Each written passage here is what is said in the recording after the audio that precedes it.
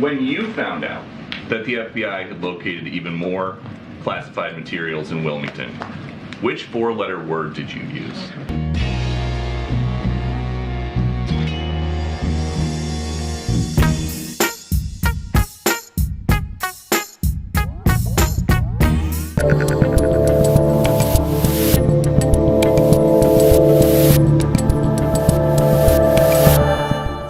Makers of the internet, what will you people come up with next? I'm Dave Rubin. This is the Rubin Report. It's January 24th, 2023. We are live streaming on Rumble, YouTube, and Locals, but particularly on Rumble and Locals, because that is going to be what much of the framing of today's show is all about. And as you guys know, we now do a post-game wrap-up show every day, Locals exclusive, which if you want to join us and you can correct me, you can comment on the show, you can throw questions at me, you can noodle me, whatever you'd like to do.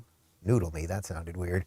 You can go to rubinreport.locals.com. The theme today is going to be very much about the tech situation and how it is connected to so much of what we've been talking about lately with the WEF and all the woke nonsense and the usual stuff. So whether it's tech, censorship, wokeness, World Economic Forum, centralization, media manipulation, all of these things combined, and this is my thesis for today.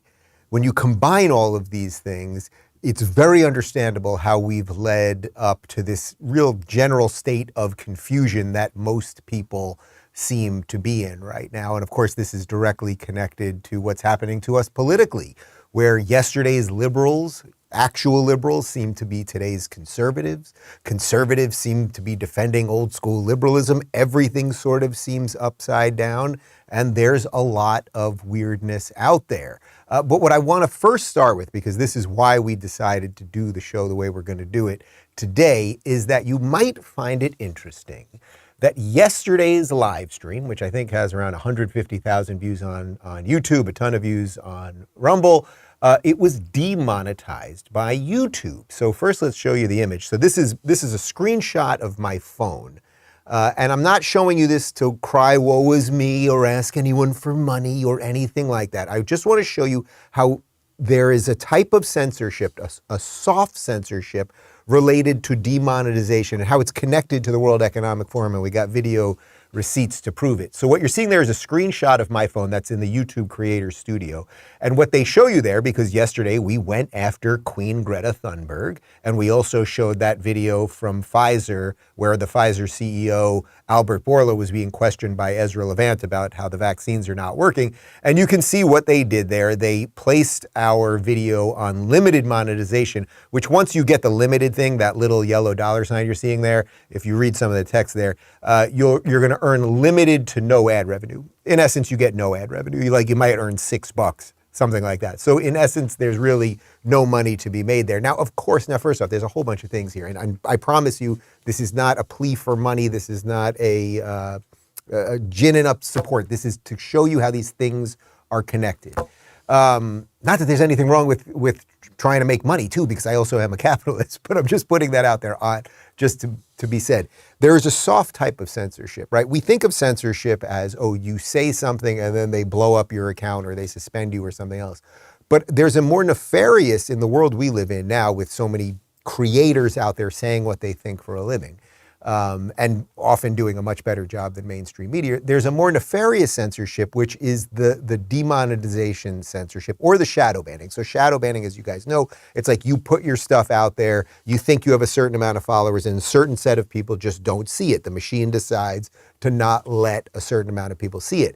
The demonetization censorship, I think, is probably the most twisted one because it creates a system of selective pressures for those of us that are trying to say something true. If you're just all day long putting up clickbait and nonsense and playing into the machine and giving the machine what it wants and all of those things, you're going to get an awful lot of views, and then those views come with dollars because of the advertisers.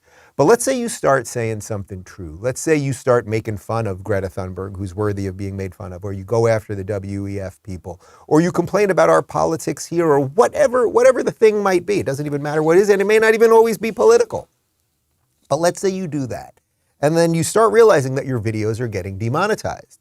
Well, most people that do something like this for a living, you want to create a life for yourself. You'd like to make some money while doing it, right? It's not just purely just to exist. It's that you're trying to actually build a functioning business, which I've actually done quite well, and I'm very proud of that. So what they can do, though, is if they see that you're going in a certain direction, they can just demonetize you. And what you might do is go, boy, you know, I'm putting a lot of work and effort into this. I've built a company and I've hired people. We put a lot of work into all of this. And the more work that we do, even though it's good and true and honest, we're not making money. So we're actually starting to lose money because you got to put money in to make something in the first place, right? Just doing this right now with the pipes that we're doing. I don't know what Connor's doing over there, but we have a computer. Somebody paid for that. You know what I mean? It costs a certain amount of money. So the point is, when they demonetize, it's not just about the dollars. It's about the way that they can send the signal to you that you should censor yourself. So now watch how I link this through basically everything happening all over the world. A whole bunch of people are waking up to it. One of the guys that's waking up to it is the biggest podcaster on planet Earth and probably several other planets as well, Joe Rogan. You may remember that Joe Rogan at one time, he's had the biggest podcast in the world for about a decade. I mean, his numbers are like beyond through the roof. It's one of the reasons that mainstream media is always trying to take him out. It's not because he's really saying anything dangerous. This is an old school liberal, sort of libertarian MMA, mushroom eating, pot smoking, you know, workout doing dude who likes to eat smoked meat. Okay, he's not some scary right winger, whatever that means. But the machine is always trying to take him out because he's getting more views than the machine. So they're trying to take out the competition. This is Mafia 101. Joe Rogan has realized how dangerous this situation is related to YouTube. Here he is with comedian, who is this? What's his name? Tim Dillon, talking about what's going on over at YouTube. What's going to happen is there'll be places where people are going to say that. Like I do think that what's going to happen, YouTube is this big platform, right? But I do think you have other platforms like Rumble and like Odyssey, and they're just never going to be as big as YouTube. But I think, Rumble's got, what, 60 million people on there? It's not small. No, Rumble's really growing. They're growing huge. And so they're signing people, too. They're signing people to go over to Rumble, which makes sense. Yeah. Okay, so there you have the world's biggest podcaster engaging in a conversation, and he's done this many times about how YouTube is censoring people, and then that creates an opportunity. I would like to believe, as Joe is talking about there, that Rumble and locals are the answer to that opportunity. Meaning if YouTube is going to censor everybody, there could be a place for independent people to say what they wish without being censored, with a fair advertising system and everything else. But now I want to show you how the machine reacts to people who fight the power. One of the guys who is just one of the ones giving the machine what they want all the time, this is something that I often talk about with the late night TV hosts, this is the Colbert, Jimmy Kimmel thing. They just say whatever the machine wants. The machine wants them to put on a hat and do a ridiculous dance talking about vaccines. They'll do that. They'll do anything to suck off the machine. Another guy like that is Trevor Noah. Trevor Noah, of course, took over The Daily Show from Jon Stewart. It was crushing it in numbers. The thing that everyone always said about The Daily Show was this is where more young people get their news from The Daily Show than anywhere else. I never really found that to be true or whatever, but that was the meme about The Daily Show. But obviously it was a cultural icon, whether you liked it or not. When Jon Stewart had it, they gave it to Trevor Noah. He basically turned it into a leftist trash bin.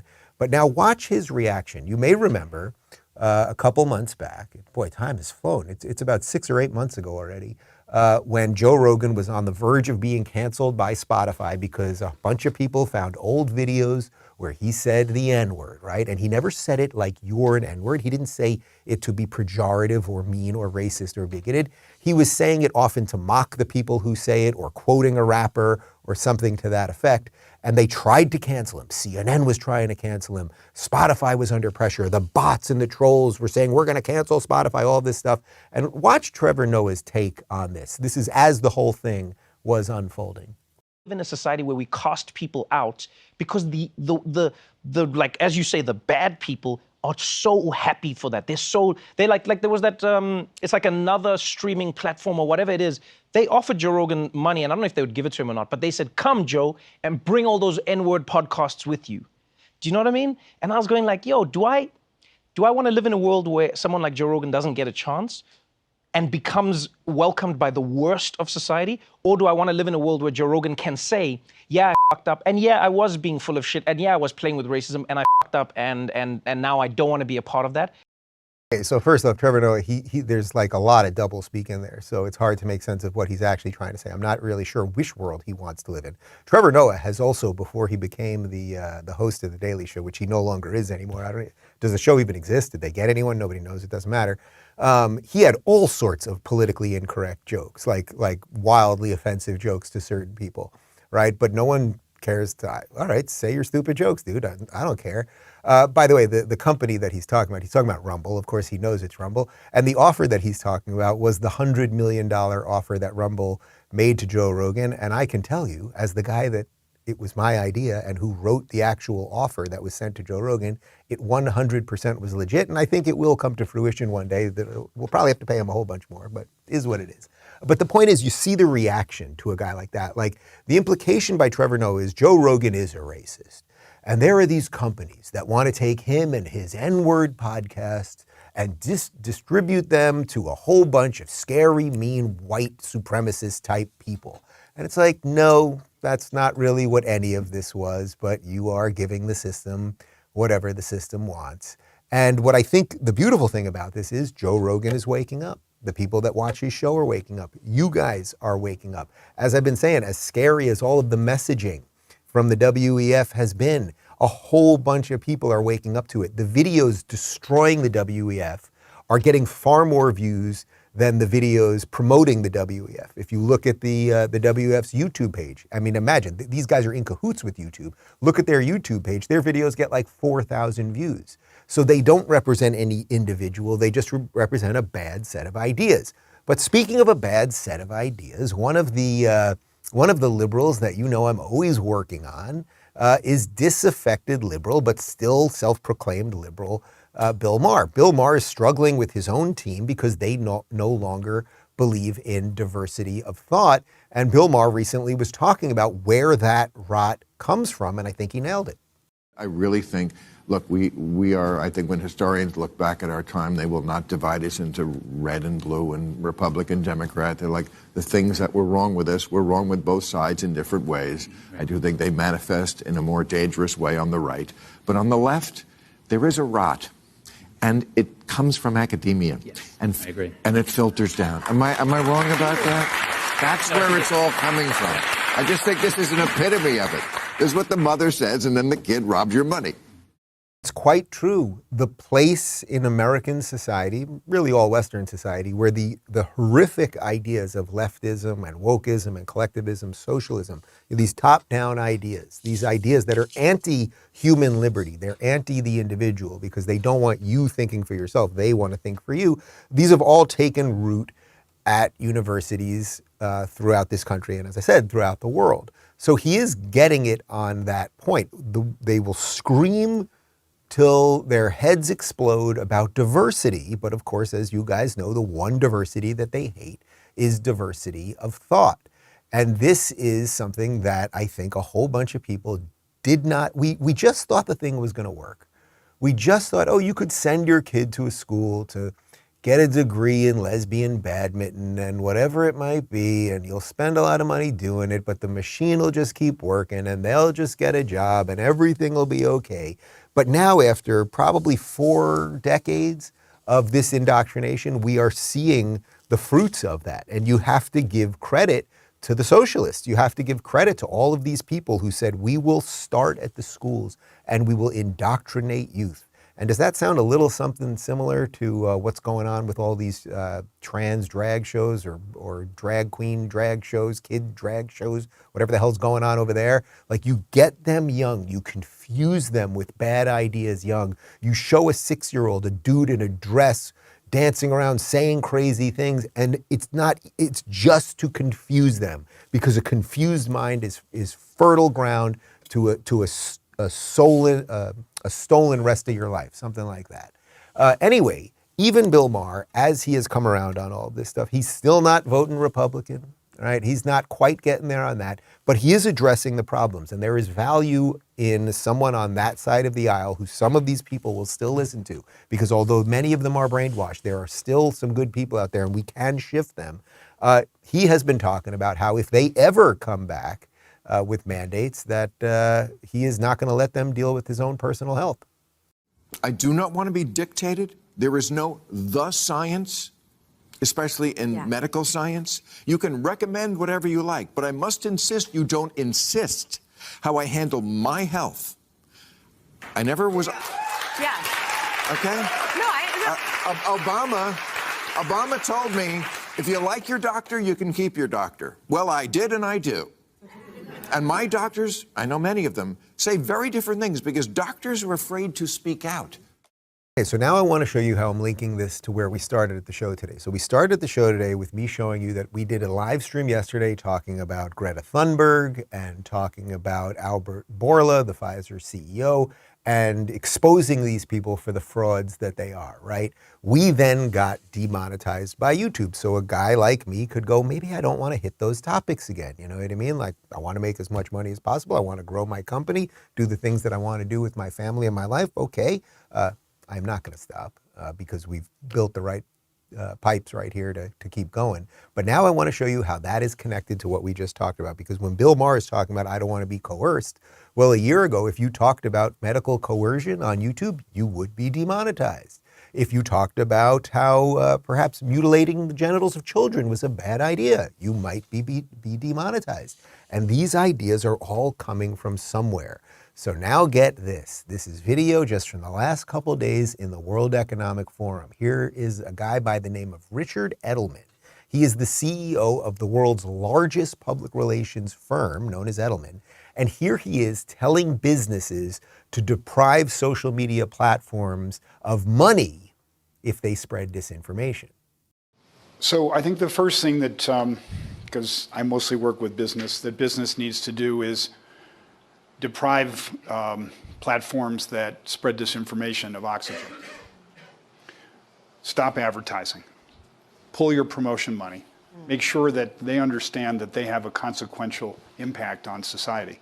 And the boycott of Twitter for several months has had a modest impact, but I think the Facebook one failed.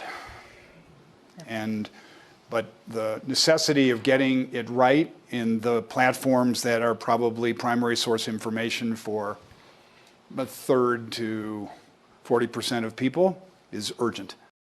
All right, you guys are wise, so I think you can see what I'm doing here. That is the CEO of the most powerful public relations firm on earth at this globalist conference, telling them to go home and tell your companies not to advertise on certain platforms for misinformation. Now, it's interesting. I don't think he's talking about CNN, even though CNN has spread the Russia hoax and Jussie Smollett and Kavanaugh's a rapist and Kyle Rittenhouse is a white supremacist, and the list goes on and on and on. You guys get it. Okay, fine. But it continued at the World Economic Forum. Here is video of European Union Commissioner Vera Jourova explaining how Twitter and Elon must comply. Must comply. That is very scary. Must. Our message was clear. We have the rules which have to be complied with, and otherwise there will be sanctions.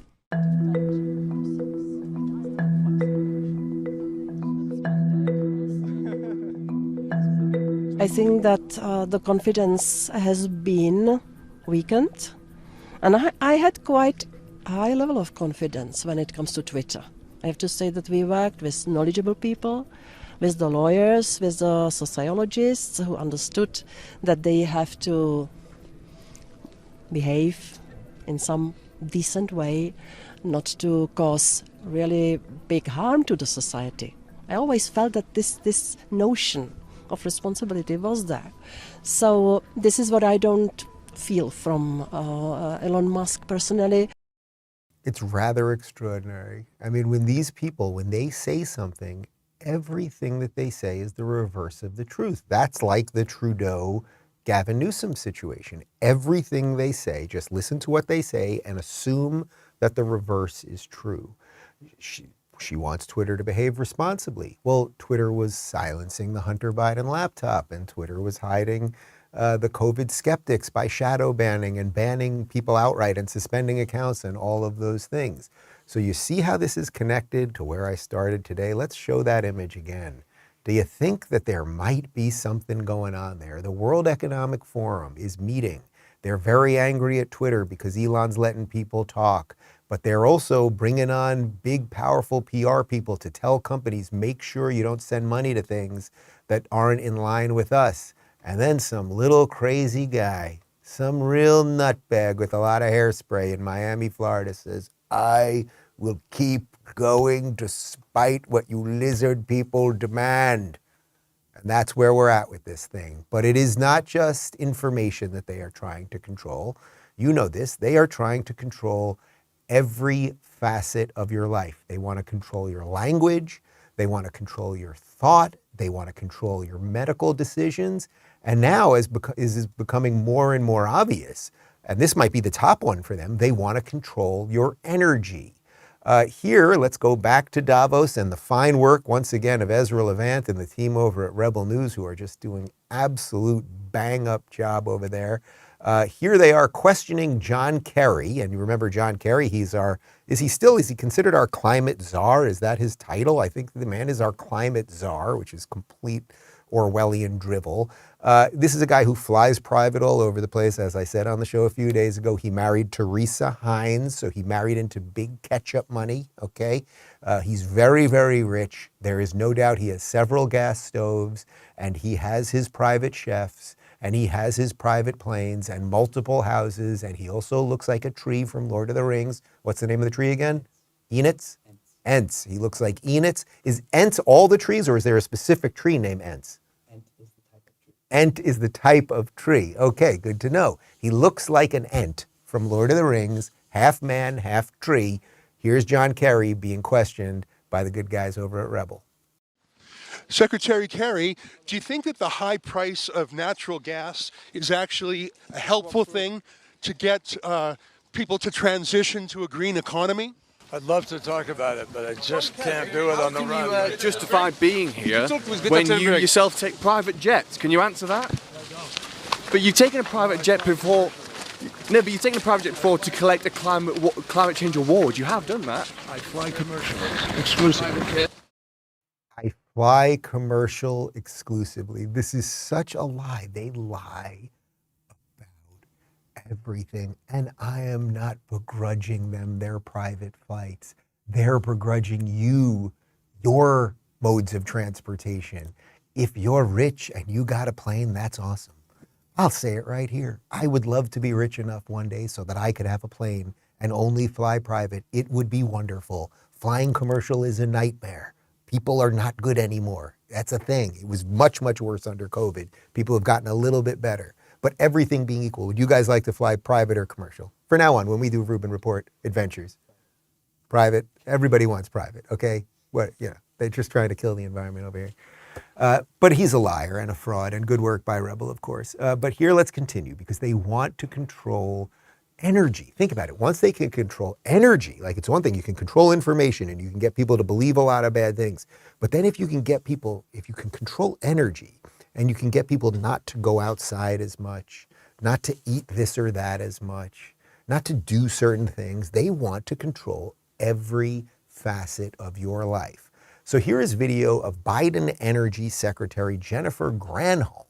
And here she is trying to sell incentives to get us off gas stoves. And I normally don't lead a clip like this, but I'll just say fat chance lady. Let's talk about stoves, because the big energy story over the last couple of weeks has been my gas stove. I'm a gas stove owner. Can I say that is so ridiculous, that story, because it sounds like the government's coming in to take your stove. That is so not true. That is just not true. And in fairness, the science on this is well established. There's nothing new here about the health risks posed by gas stoves. And as I did a little poking around, I discovered that the government right now is Department of Energy. You want to electrify your buildings and remove natural gas as a fossil fuel. Right. First off, let me just deal with that quote-unquote journalist. I don't know who he is. I suspect I'll never play another clip of him, but he is an absolute total tool. He starts the segment by saying that he has a gas stove, and then a moment later he says the science is well established on this, meaning the health risks about having a gas stove. So is he an effing idiot? Dude, you're killing yourself. But I know, you just like to, it's nice to saute. You know, you want that golden crisp on your chicken fingers. You got to have that gas stove, because on electric, it's hard to get that crisp, hard to manipulate. God, these people are awful. Okay, so Jennifer Granholm, real quick. Jennifer Granholm, if you don't remember her, she was one of the hosts. Remember I told you guys the other day that Al Gore had a television station after he became vice president. He used his connections as vice president to get a television station that he created. It was called Current TV. It was an utter failure. Nobody watched it. But he got it on all these cable channels because he leveraged his power as vice president to do that. Because if you want to create a cable channel, the real thing is getting on the cable systems, getting on Comcast, getting on DirecTV, et cetera, et cetera. So he used his power that he had as VP to do that. He creates a failure of a channel. Nobody was advertising on it. Nobody was watching it. And then he ends up selling it for $500 million to the government of Qatar. He sold it. It became Al Jazeera America, which then folded. Glenn Beck tried to buy it, but he would have rather sold it to the #2 exporter of oil than to scary right-wing Glenn Beck. How am I relating this to watching that woman? She was a host on that network, interestingly, Jennifer Granholm was. When she tells you that this is a ridiculous story and they're not coming for her stove, you must understand this is not a ridiculous story and they are coming for your stove. And it's partly because of tools, just utter tools, like that quote-unquote journalist who sits down with her, admits he has an electric stove, says he knows the science on it. He never talked about the science. I have no doubt, if you went to I don't know who this guy is, it does not even matter, but if you looked at the entire catalog of his life's work, he's never been concerned about gas stoves before. But the machine sends a signal and all the NPCs go, okay, I don't like gas stoves either, not gonna get rid of my gas stove, but okay. Here's Jennifer Granholm talking about how it's the Republicans who are screwing everything up. He will not allow the American people to suffer because of the backwards agenda that House Republicans are advancing. That's interesting, lady, because until, about 23 days ago or so, it was the Democrats were in charge of the whole freaking thing. Now she's very concerned that the Republicans, the mean Republicans, are going to destroy everything. However, it's been the Democrats in charge who tanked the economy and got us into the war, non-war in Ukraine and wrecked the border and a whole bunch of other stuff. But what else? How is this all connected? The censorship, whether it's outright silencing you or whether it's demonetizing you, changing the way you think, whether it's deciding what you can cook on and what you can drive. And again, none of these are things that they will incorporate into their own lives. It's always about control of you, whether it's speech or medical health. We talked about the COVID part of this, energy. It all boils down to the next thing that they're going after. And this is going to be a bigger and bigger one. Yeah, you got it. It's the Second Amendment. They are going to try to come for your guns the same way that they are coming for gas stoves. This is not a crazy conspiracy theory. I don't need to scream it like Al Gore screams everything. He's lying about everything, so he needs to emote in a crazy way. I'm just telling you how it is, and I think you all know it. They want your guns, right? So as you guys know, there was as you probably know, there was another shooting. There were 2 shootings in California over the last week or so. And Gavin Newsom, you never let a crisis go to waste. Gavin Newsom, who I believe is a lizard person. People often say to me, Dave, what do you mean? You think he's a lizard wearing a human skin? That's crazy. And yes, I believe that. I've now come to believe that he is a lizard person sent here from another planet to ruin San Francisco, ruin California, and his ultimate goal is to ruin the United States. And I will not allow the lizard person to do it. And at the end of the movie, the White House is burning and there I am, and my hair is this way, and I rip his face off and I see the lizard person and then he's laughing because he set off a bomb that he has on his arm, like a nuclear bomb. And then I have to, wait, I'm doing Predator. That was in Predator. But okay, the point of this is Newsom's a bad dude, number 1. He wants your guns, number 2. I mean, the Second Amendment's becoming a suicide pact, it feels like. I mean, it's just, and that's the only question the community wants. How are you going to, what about our kids when they're going to school? What more can we do? And, again, we look at that all the time. I mean, we did another half dozen gun safety bills last year. We'll continue to find whatever loopholes we can. We'll continue to lead the national conversation on gun safety reform. And the data bears out it works. It saves lives. California's 37% lower gun death rate than the rest of the nation. And yet, with all that evidence, no one on the other side seems to give a damn. They can't get anything done in Congress. I know you all noticed this, but evil lizard man there, he had 4 armed security guards. There is no doubt, 100% certainty, those are armed security guards. as he has to walk around the shithole of whatever city that is. I don't even know what city that was. Do we know what that was LA? So he was in LA. Oh, so it was a literal shithole. He has to walk around LA with 4-armed security guards because he doesn't want to get accosted. He doesn't want to get shot. He doesn't want to get spit on or injected with fentanyl. I would assume there's crazy people running around just injecting people with fentanyl, probably running the Democrat Party over there. So what he wants to do, even though these shootings are never, I don't know that there's been one mass shooting in the history of the United States that was ever done by a member of the NRA. There have been several moments where good guys with guns have stopped people that are doing mass shootings, and it turns out that the good guy, who has proper training with firearms and everything else, stops the guy. But what he wants to do is, he believes that there is violence, and the only way that you stop violence is you stop people from being able to protect themselves. It is a mental disorder that only an authoritarian lizard person could possibly have. But, ladies and gentlemen, even in dystopian Los Angeles, a place that is like adjacent to hell, there are a couple good people left. Phoenix was like, it's true, it's adjacent to hell. There are a couple good people left. So in the aftermath of one of these last two shootings, here is LA County Sheriff Robert Luna talking about how California has every gun law known to man, and perhaps it's not about more laws. Gun violence needs to stop. There's too much of it. We're all standing here tonight because an individual took a weapon and did the damage that we've talked about without repeating it. I think all of us need to take some ownership there. I think we really need to go back and look at what we do. California has some of the strictest gun laws in the country, but yet look what we just had today. So let's look at across our nation, see what works and what doesn't. But I could tell you this, the status quo is not working. Okay, so note, he didn't call for new gun laws. He acknowledges that California has some of the strictest gun laws. Chicago, the city, has some of the strictest, if not the strictest in the entire country. Can we get how many people were shot in Chicago this weekend? We haven't done that in a while. That's always a fun one. And they always are trying to take the guns then from the good guys in Chicago who want to be able to, say, protect their house, property, family, you know, that sort of crazy thing. But what he talks about there is not say, let's go get the guns because we have the gun laws. It's that there might be something else going on here across our nation.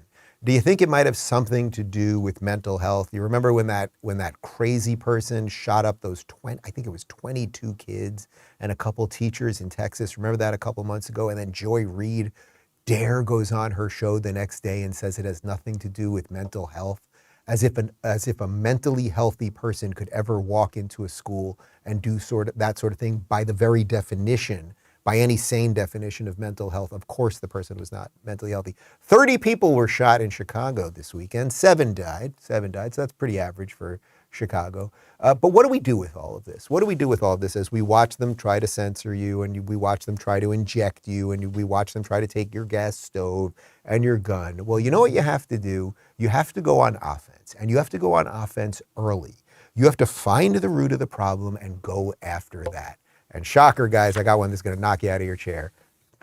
That's what we're doing right here in Florida. So as you guys know, wokeism and critical race theory and this completely dishonest assessment of history 1619 project that the United States was founded on racism. We are the least racist nation in the history of the world. Yes, right now we are. There is no place with less racism than the United States. Especially when you factor in all of the people from all walks of life who came here, and it basically has worked until these woke freaks have decided to burn it to the ground, but we ain't gonna let them do it. What do you do? What do you do when they're importing all of these bad ideas? Well, earlier in that clip that we showed you of Bill Maher, he talks about it at the college level, right? At the college level, they came in and they took these 18-year-old minds and they turned them from being decent, hopefully somewhat productive members of society, or at least future productive members of society, and they turned them into mindless woke robots. But you got to get them before college, because now we know this is leaking into literally kindergarten and first grade with this gender nonsense and confusing kids about what sex they are and gender and all of that nonsense. So you know what's going on right here in Florida? Well, Ron DeSantis is passing some laws not to stifle free speech, but to make sure that places of education are about education and not indoctrination. Here he is talking about this AP African American history course that was going to be pushed in the Florida schools that he has made sure is not going to get there, not because he doesn't want African American history taught or an honest assessment of slavery, but he does not want politics and a dishonest assessment pushed on every kid going through our school system here. In the state of Florida, our education standards not only don't prevent, but they require teaching Black history, all the important things. That's part of our core curriculum. This was a separate course on top of that for advanced placement credit. And the issue is we have guidelines and standards in Florida. We want education, not indoctrination. If you fall on the side of indoctrination, we're going to decline. If it's education, then we will do this course. So when I heard it didn't meet the standards, I figured, yeah, they may be doing serious. It's way more than that. This course on Black history, what's one of the lessons about? Queer theory. Now, who would say that an important part of Black history is queer theory? That is somebody pushing an agenda on our kids. And so when you look to see they have stuff about intersectionality, abolishing prisons, that's a political agenda. And so that's the wrong side of the line for Florida standards. We believe in teaching kids facts and how to think, but we don't believe they should have an agenda imposed on them. When you try to use Black history to shoehorn in queer theory, you are clearly trying to use that for political purposes. So they're trying to push queer theory in African American AP courses here. So you go into this AP class, so you're in 11th or 12th grade, you think you're going to learn about African American history. Now, I believe we have American history, but of course we can look at moments that are important to specific segments of society. They're really important to everybody. But we could obviously, as DeSantis said right up top, we're not trying to not teach about slavery or give an honest assessment of history. But you go into that class thinking you're going to learn about, say, slavery, and next thing you know, you find out that Harriet Tubman was bi-curious, and the Underground Railroad. There's some other lesbian joke there. You get it, guys. You get it. Enough with this. Enough. It's enough. So what do? You go on offense. You do exactly what Ron DeSantis is doing. You go early in so that we don't have to deal with this at the college level. You don't have minds that have been obliterated going to colleges where then these awful professors don't have to do much to turn these kids into Antifa, trans flag waving lunatics. That is what you do. And then what else do you do now, really, to link this thing to the top? What we need to fight for are alternative platforms or renovate the old ones. Now, I don't know that the old ones can be renovated. I really don't know that it can work. I'm not even totally convinced that what Elon can do with Twitter will fully work. I'm the most bullish on that, certainly, and I believe that Elon can do a lot of good there, and there are some good things happening, but Twitter is still very weird right now, and sometimes the machinery might just be so broken, right? Facebook is not turning around. Facebook is the Titanic, and the iceberg is there, and there's nothing they can do. They're going down. And they should go down. YouTube is going down, and it should go down. These things cannot be manipulated that much because they are such monstrosities. But you can create some other things.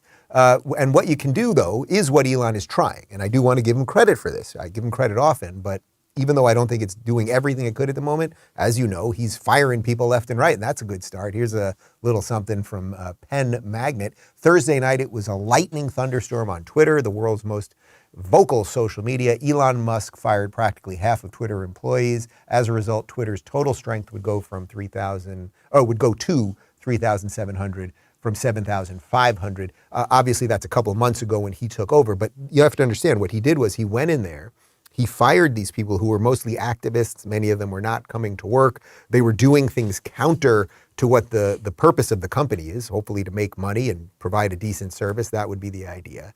And why am I telling you about this now? Because when you have these companies that have so much power over us, and then they get staffed by the very people who have been taught gender theory in an African American studies class and have been completely bamboozled by fake news and misinformation that they were told is the truth and all of those things, you get just a wild set of children at these companies, and it's crazy. So you may have seen some of these. We played one of these once. There are all of these videos all over TikTok, and I hope you're not on TikTok. I'm not on TikTok. We do have an official Rubin Report TikTok channel on a phone. I said to my guys, we don't have to do this. Somebody decided to put it on their phone, and you're probably watching right now, and good luck with all of that.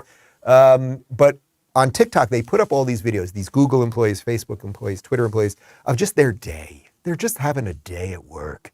They're always drinking coffee and doing these things. So here is a Google product manager, Nicole Tsai, showing what a day in her life as a Google employee is. And I think you'll understand why we're showing you this. A day in my life working from the Google LA office. I always grab some candy from the reception before heading in. This used to be an old aircraft hangar, so the decorations hanging from the ceiling kind of looks like an aircraft flying in. Before it was a Google office, this aircraft hangar belonged to Howard Hughes, so there's tons of memorabilia. Next, I'm gonna pass by these art installations. They're a really good photo op, or you can sit in there and get some work done. I'm gonna head to the coffee shop to grab some coffee and a fruit cup since I missed breakfast, and then I'm heading over to this butterfly themed room to take my first meeting. Then I'm gonna head over to the confetti room to take my next meeting. It's so sparkly and beautiful in here. I love that a lot of our rooms are themed. Then I'm gonna grab my two favorite drinks, which is this green tea and coconut water. Next, I'm gonna go upstairs and grab some lunch. They always have pizza and a variety of different vegetables and meat. The food is always really good, and of course, everything you see in the office is free. On my way out of the cafe, I ran into a doogler, which is a dog googler, and ran into some ghosts. When they were renovating the office, there were a lot of spooky stories from the crew. So there's a whole area in the office where you can listen to them. Then I got more work done and headed over to the massage chairs to wrap up my day. Let me know what you want to see next. As Connor just pointed out, when is this girl working? Did work enter her thought during the day? And as Phoenix said when we were watching this, you're 21, right? 22? He's joking. You're 22? That he just said this was everyone that I went to college with. He wisely dropped out of college, has a great gig over here. But this affect, this strange way that they speak, and as he said, they all got A's in high school, and then they just go to these places, and then they basically just become part of the machine. But you see, this is one of the things that Elon was complaining about when he walked in there. Why did he fire half the workforce? Because first off, most of them were working from home. He said that they were spending literally millions of dollars on lunch and no one was even eating the delicious food. But you can see they've created this very fake, very, what would you call it, like plastic world for these people, for these children. They are children who were ill-equipped to do anything. So it is very unclear to me. I don't want to make too much about this girl, but it's very unclear to me whether she ever worked. She played with the dog. She checked out Howard Hughes' old memorabilia. She had coffee. Well, you're not going to believe this one, guys. She had to make a video the other day because, yeah, she got laid off.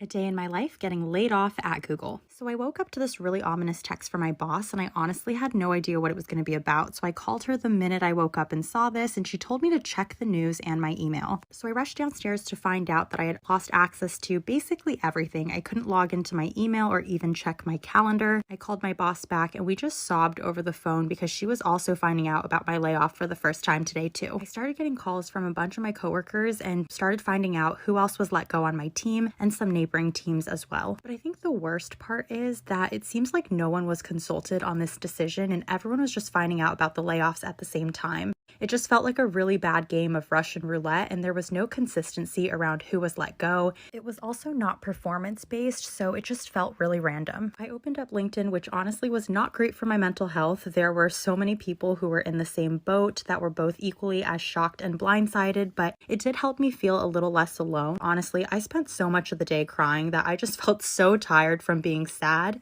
and wanted to do something that would just make me feel better. Luckily, I have an annual pass, so I headed over to Disneyland because I wanted to go eat my feelings. So I started off with a cinnamon galaxy churro and then went to the teriyaki turkey leg. This is a special limited edition item for the Lunar New Year celebration at Disney California Adventure. I had some Rice Krispie, a corn dog, did some drawing, and even had another churro. I don't really know what's next for me, but I'll be vlogging my journey and posting more content about it, so feel free to follow along. I really mean this, guys. This is genuinely psychotic. And again, as Phoenix just pointed out, this is a ton of people. Like, I'm not just taking this random girl. This is what an entire industry has been created of, an entire generation of young people. The weird way she speaks. And who could eat all that? The two churros, What else did she have? She had the Spanish empanada and the whatever. No one can eat that much, all right? And of course, she does it at Disney. Like the whole thing, it's just incredible. But you know, my friend David Sachs, who's a brilliant tech guy, a SaaS genius. He's been on the show from the All In podcast. One of the things he often talks about is how when you go into these companies, right? So you go into a giant company and you start looking around, and what you see is that there are a gajillion middlemen who do nothing. So what Elon did, and what I think is now happening across the tech world, is they are going in and they're firing all of these middle managers, these product managers, like this Nicole girl, meaning you don't really do anything all day. You sit there with the camera in your face, drinking your fancy latte, but you're not actually doing work. Who do they keep? They keep the engineers, they keep the architects, right? They keep the people who are keeping the lights on, who are building the product, but they're getting rid of all of these people. And I love how she says nobody was consulted. We weren't even consulted when we all got laid off. Like they were gonna sit down and be like, guys, you're all doing jack shit. We're getting rid of you. Like that's in essence what they did. They just did it via a text or something. But this thing about like, you know, it's ironic, I guess at some level. Look, I talk to a camera for a living and you guys know an awful lot about me and it is what it is. But this like bizarre obsession with the minutia of every moment of your life and how many churros you ate. I had 2 churros yesterday. I didn't make a video about it. Anyway, the entire tech industry right now is getting rid of people like this, and I think that is a sign for good. For the tech giant's global workforce, an email more worrying than surprising. We hired for a different economic reality than the one we face today, the company's chief executive told them, announcing 12,000 jobs will go, its workforce to shrink by 6%, the cuts spread across regions. It's Google's biggest ever round of layoffs, and yet it's a common story in a sector that surged through the pandemic. Google's workforce pullback follows this week's Microsoft announcement, 10,000 jobs to go, nearly 5% of its workforce. Amazon has cut 18,000 jobs, and late last year, Facebook's parent Meta shed 11,000 positions. That's 13% of its people. Still big, but for now, big tech is shrinking. All right, this is good, guys. This is good. The giant top-down machine of big tech that was connected to government and connected to the World Economic Forum ideas and all of these things, it's starting to shrink.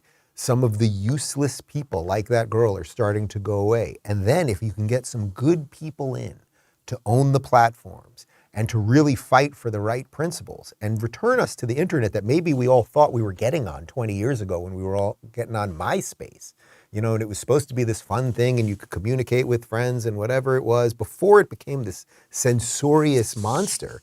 Like that would all be good. So you have to build it. Twitter 2.0, Elon is doing that. And as I said, I think there's some struggles there, but he's absolutely doing it. You have to do what we're doing with Rumble. And then you have to do it at a societal level. What's going on here in Florida? We have to rebuild what the ethos, what the story, what the purpose of the United States was.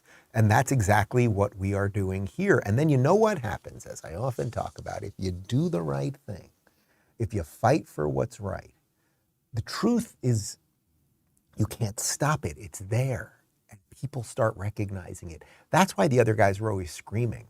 Really, that Al Gore clip of Al Gore, you know, just ranting and raving about the oceans boiling, whatever. He's emoting like that because he's a liar and a buffoon, so he needs to up it. This is what they've done on TV and what the left has done with almost everything, why they're always crying and they care about feelings more than anything else, because the facts and the truth are against them. But if you do the right thing, which is something that Elon Musk did, he did against all odds. I mean, the entire machine tried to stop him from buying Twitter. He bought Twitter. And then you know what happened? We showed you this one. This is from about 3 weeks ago. He goes to talk to our military and watch the reaction to him. And just think how different this would be if, say, this was, I don't know, Bill Gates. SpaceX and CEO of Tesla, Mr. Elon Musk.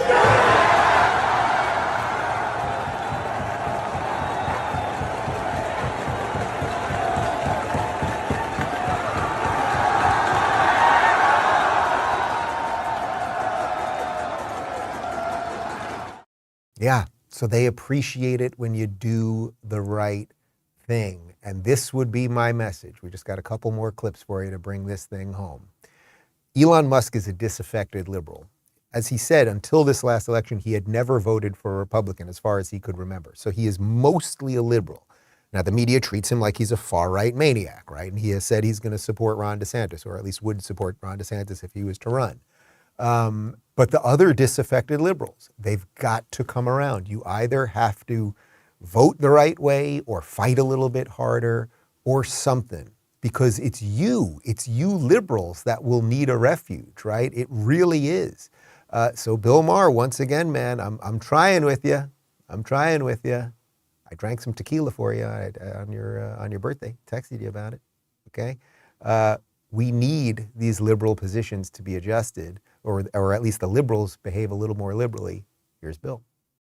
More and more you look at this curriculum, it's all about that stuff. Mm-hmm. Well, it's all about identity. It's all about being queer or trans. I mean, children can't understand that stuff, not in kindergarten. Most of these people who are making the argument we're making are liberal people who think it's a great thing that in America now anybody can actually be whatever they want. And of course, trans is a real thing, rare, but real, but rare. That part seems to be, we all seem to have to pretend that we're born, I don't know, jump ball. I don't know.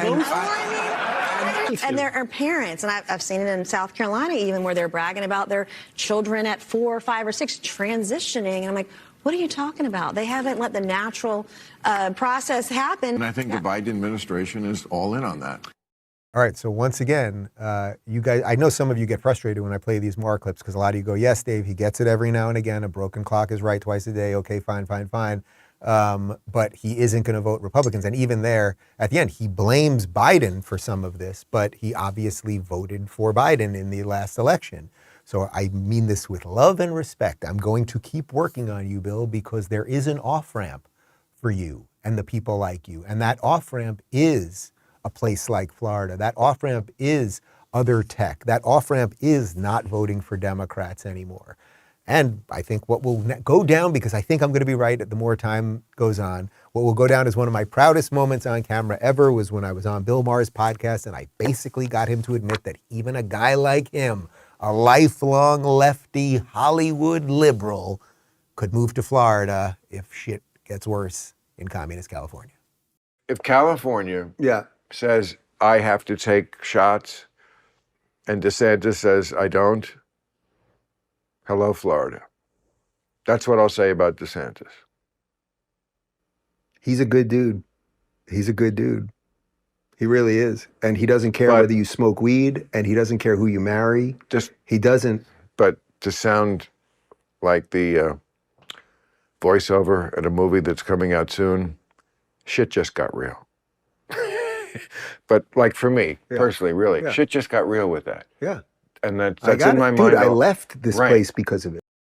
So that's the interesting part. It's like everyone has their threshold. Everyone has their moment where shit gets real, right? Everyone has their moment. For him, it's when they come after his body. Now he doesn't have kids, so maybe he can tolerate the stuff that he's allowing to be voted in Los Angeles where he lives and in California more broadly and across America, because intellectually he doesn't like the woke stuff, and he doesn't want boys turning into girls, and he doesn't want, a bunch of white kids hating themselves because of the color of their skin. But he doesn't have that much skin in that game, the game that he does have skin in. And I actually don't mean this in a judgmental way, but his skin is in his life, right? And when they come to inject him one more time, he may not care that much about gun laws because he's rich and has a certain set of security that the average person doesn't have. And I think that's connected to the overall overarching sort of mental state of the liberals. Their positions these days, and again, I wrote a book defending classical liberalism, right? I did. Don't burn this book. It's pretty solid. But liberals have failed liberalism. There might be a reason for that. And I'm just going to keep working on these people. But I think you see, we must build all new things. And guess what? It's happening at a government level or at a societal level here in Florida. And it's not just Florida, by the way. There's a lot of good things happening in Iowa and Arkansas and Texas and Tennessee and South Dakota and many other red states. But we have to do it at a technological level. That's going on with Rumble and Locals.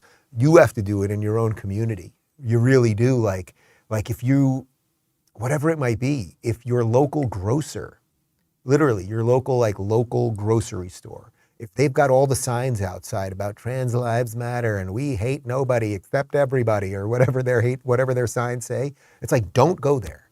Drive a little bit further to go elsewhere. Don't force them to close or anything like that, right? It would be a sort of offshoot version of the gay baker or the cake story. It's like, I didn't want to force the baker to bake the cake. You can get a cake elsewhere. You can get a cake delivered.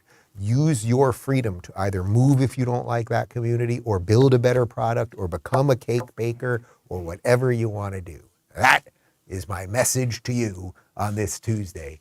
If you have not subscribed, and I have not made my point clear today, I don't know what to tell you, please go to rumble.com. Hopefully you're watching on Rumble right now, rumble.com/Rubin Report, and subscribe right there.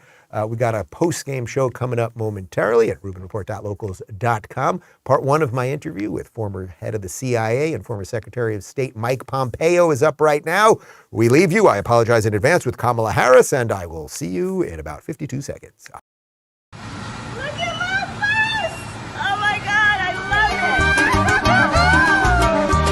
Ranchero es lo más mexicano, más que lo